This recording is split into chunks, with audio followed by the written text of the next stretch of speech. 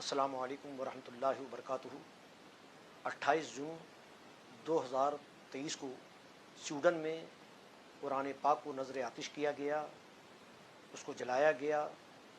اس کی بے حرمتی کی گئی، اور یہ تمام خرافات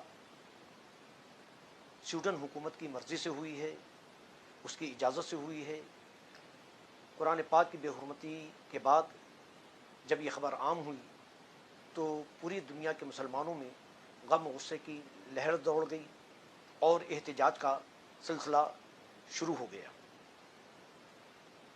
رضا اکیڈمی اور آل انڈیا سنی جمعیت العلماء دنیا بھر کے مسلمانوں سے اپیل کرتے ہیں کہ وہ 7 جولائی 2023 مطابق 18 ذی الحج 1444 بروز جمعہ کو عالمی یوم قرآن ورلڈ قرآن ڈے کے طور پر منائیں اور دنیا بھر کی تمام مساجد میں علماء کرام و ائمہ مساجد قرآن پاک کی عظمت اور اس کے احکامات پر تقاریر کریں، ساتھ ہی خوش الہان قاری سے قرآن پاک کی تلاوت کروائیں اور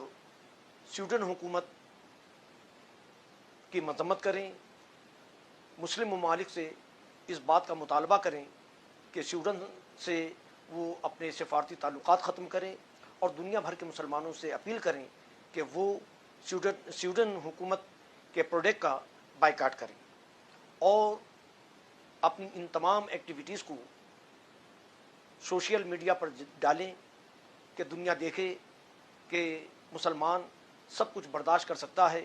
مگر اپنے آقا حضور صلی اللہ تعالیٰ علیہ وسلم اور قرآن پاک کی توہین کسی بھی صورت میں کسی بھی حال میں برداشت نہیں کر سکتا ہے۔